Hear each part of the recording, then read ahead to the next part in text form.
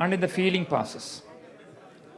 He made a funny statement, but this statement actually coincides with an era of beginning of lifestyle diseases.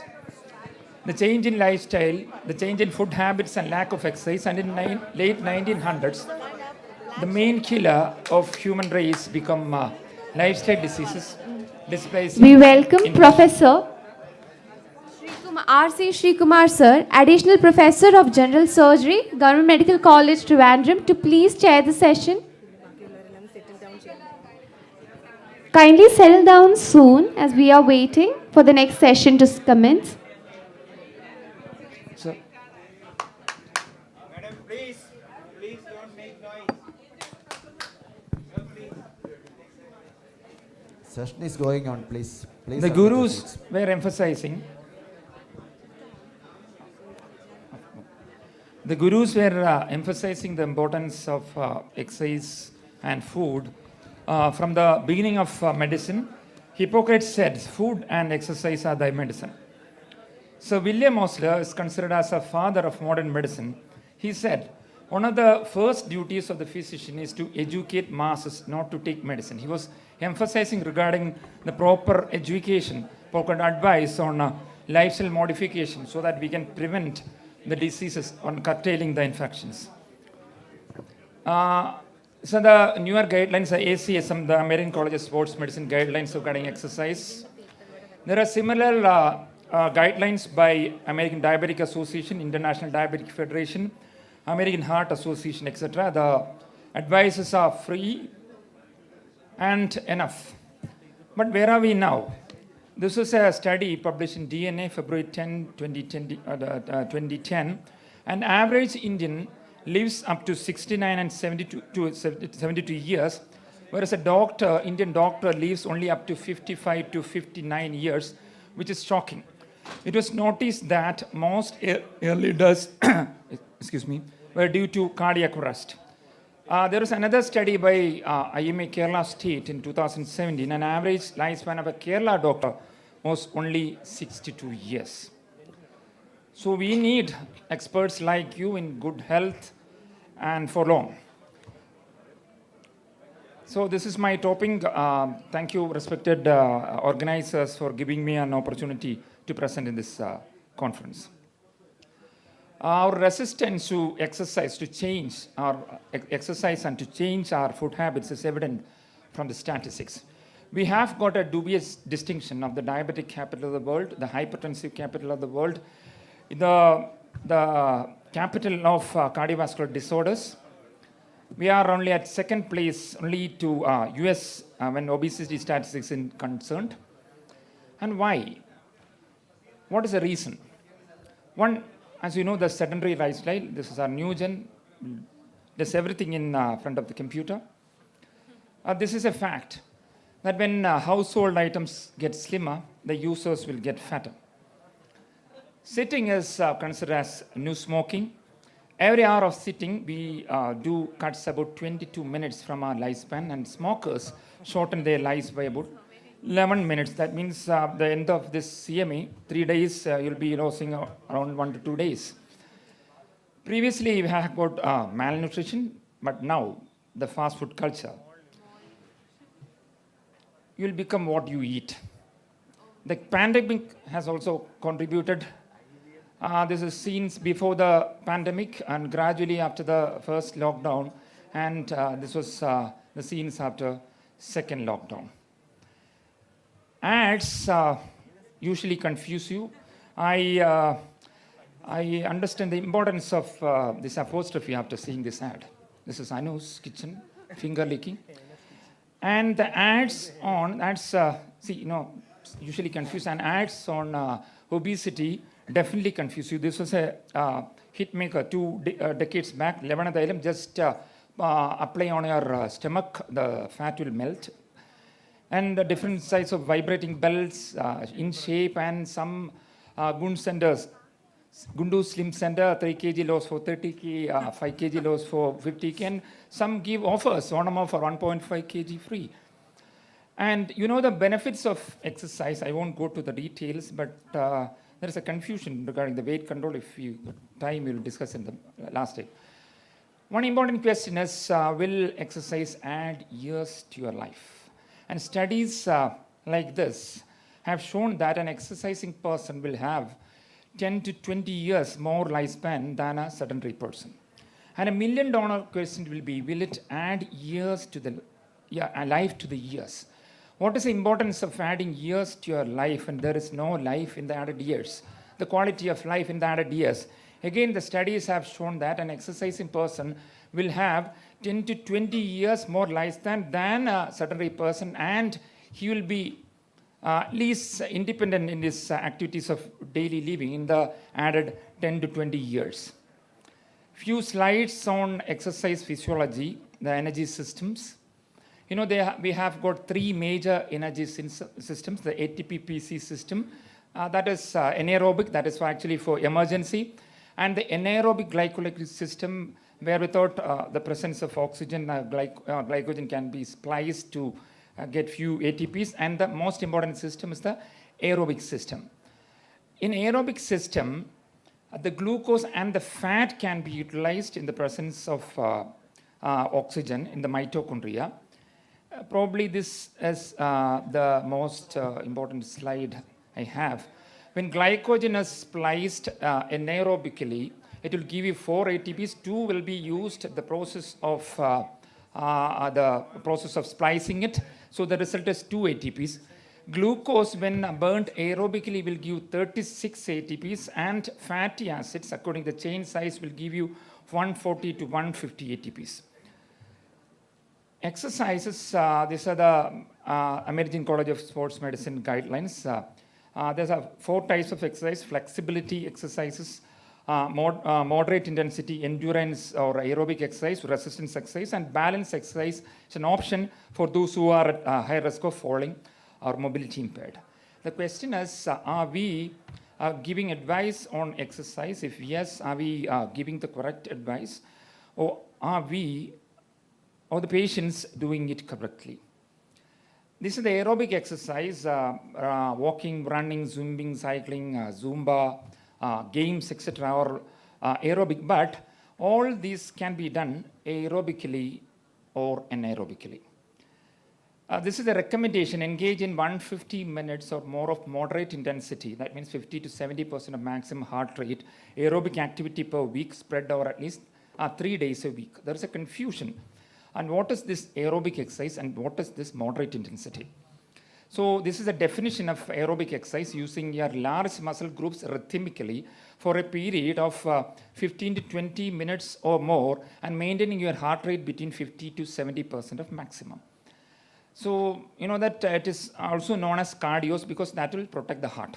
So the heart will work at betterly in an environment of increased preload, the decreased afterload, and if the heart rate or the diastolic period is high. So if you have aerobic fitness, you will have enough capillary density, there will be angiogenesis, and you know that according to the Poiseuille's equation, the pressure exerted will be inversely proportional R/4. So if you have enough vessels in the muscles, the afterload will be less, and there will be increased number of mitochondria, so the muscles can utilize enough oxygen, that is a fuel for human body, can be utilized by the muscles, so the heart can reduce the rate, so the diastolic period will be more. And because of the exercise, there will be some hypertrophy of the muscles, so the peripheral heart can act. The preload will also be good. So that is why it is known as cardios. So the efficiency, coming back to the efficiency, you see, a free fatty acid when burned in the muscles, the type 1 muscle, the aerobic muscle, that will give you 140 to 150 ATPs. So aerobic fitness also means your ability to utilize free fatty acid as the main energy source. So if it is burned anaerobically, if you have anaerobic fitness, the muscles can only burn glucose. But if you have aerobic fitness, the muscles can utilize free fatty acids, so that will give you 140 to 160 ATPs. So that means if you have anaerobic fitness, if you are anaerobic muscles working, the system is utilizing only glucose. So what happens is there will be craving of food. What food? Glucose-rich food, and the appetites will be more. That's like a mileage of a vehicle. The mileage is good. The frequency of fuel utilization will be less. So this is a thing, the body will, if you have aerobic fitness, body will use more fat. So there will be no dyslipidemia, there will be no obesity, and your appetite will come down. So this is the disease of the century, the aerobic deficiency syndrome, where aerobic system is not well developed and maintained. So this is actually the major risk factor for lifestyle diseases. Here you will have fatigue, general aches, pains, frequent hunger, and craving for sweets, excess fat storage. So coming to the exercise prescription, the thing is, we want to start exercise. Remember that what one has not done for a lifetime cannot be accomplished overnight. So you start slowly and go steadily. The intensity. See, if someone defines aerobic exercise as a series of strenuous exercise which help convert fats, sugars, and proteins into aches, pains, and cramps, means you are doing it wrongly. See, this is the formula for intensity. The maximum intensity is 220 minus your age. That means for a 20-year-old boy, the maximum heart rate should be 200. What we need is, for aerobic fitness, you should exercise between 50 to 70%. That means around, for a 20-year-old boy, maximum heart rate 200, so you have to exercise between 100 and 140 heart rate. If you cross this 140 mark, then you will be trained anaerobically. You will be utilizing your anaerobic fibers, and you will have anaerobic fitness. So there is a simple thing, the doctor's simple advice on intensity. That means if you are doing it mild, that is aerobic, but you won't have the benefits. That means during exercise you can sing, and moderate means you cannot sing during exercise, but you can talk. That means you are now at the aerobic range. And vigorous, that means you cannot talk, you cannot sing, you can say only words, there will be huffing and panting. That means you had crossed the desired mark, you are now exercising the anaerobic range. So if you want to exercise scientifically, you can buy equipment like this, the fitness band. Last thing, the resistance training. Should we need this resistance training? Yes, this is a guidelines. Every adult should perform activities that maintain or increase muscle strength at least 2 days, not 5 or 7 days, 2 days a week. Because on an average, an adult loses up to 5% of muscle mass per decade after the age of 30. If you are sedentary, it is almost 8%, and with more rapid decline possible after 65 years. That is, the anaerobic exercise will maintain the muscle bulk and maintain the basal metabolic rate. You can go to the gym, or you can make a home gym with equipments like this, a dumbbell or a TheraBand, or you can make your own dumbbell using empty bottles filled with water or sand, or you can even use this water bottles for exercise. And last thing, the syndrome of anaerobic excess. So that means there is an imbalance between the aerobic and anaerobic system. What we need is primarily an aerobic fitness. Then only you can start anaerobic training. So if you are trained anaerobically, the main fuel, as mentioned, will be glucose. You will have more appetite, craving for carbohydrates. There will be dyslipidemia, chances of diabetes, and sometimes cardiomyopathy. And this gentleman was probably a victim of anaerobic excess syndrome, this Puneet Rajkumar. And final thing, the yoga. So MCI has some directions on yoga. The thing is that yoga combines all these things, what the resistance exercise, flexibility, and balance. It does not contain an aerobic component. So you can do some aerobic exercise, and definitely you can add yoga if you need. But don't use things, dangerous postures like Shirsasana or Sarvangasana. So Mammootty, you know that Mammootty is one gentleman who conquered aging by just lifestyle modification. He will be turning 72 next month. And Troller says this will be scenes of Mammootty during Dulquer Salman's daughter's marriage. And my take-home message, the secret of staying healthy and young is to proper exercise, that to scientifically move a little more, eat a little less, and lie about your age. You cannot advise patients like this, you are obese. We should be leaders to create proper roads for others to follow a good lifestyle so that we can make our India healthy, heal the India. Thank you very much. Thank you, Professor Roy, for the wonderful cruise through exercise physiology as well as through exercise practice in life. I think it is open to questions, but we are hardly pressed of time. My friend Dr. Srikumar will make other comments. It's an excellent lecture. We need more time to discuss about exercise. The role of exercise is very high, even particularly after the COVID era. And Roy has done how to do exercise, what to do exercise. Any comments or any? You have 2 more minutes. You are saying 3 days a week of aerobic exercise. No, sir, 150 minutes. Yeah. Yeah. 3 days a week. Generally, it is 5 days a week. No, sir. It can be spread over 3 to 5 days. There should be not more than 48 hours before each sessions. That means 5 days we can spread it over 3 or 5 days a week with possible 2 rest days, but you cannot combine 2 rest days together. That means there should be not more than 48 hours between 2 sessions. So you can even do it alternate days. Sure, sir. Definitely.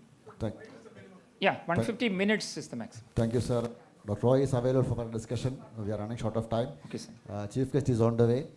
So, We request the chairperson, Dr. Rajmohan sir, to honor our speaker, Dr. Roy Ramachandran. also we request you all to assemble on the front gate to receive the chief guest after the session. Thank you.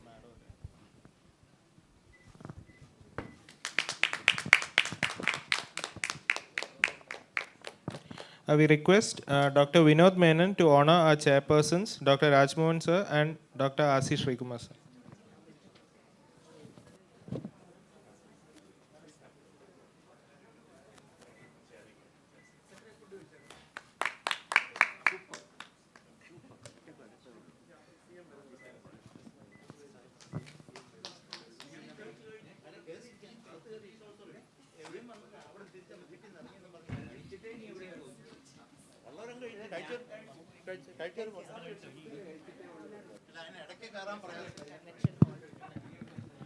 നമ്മുടെ ഇന്നത്തെ ഈ session കഴിഞ്ഞു. അവിടെ നേരെ ഇപ്പം chief minister has just started from his residence. Within 5 minutes he will be reaching here. Please go to the main hall there. Please.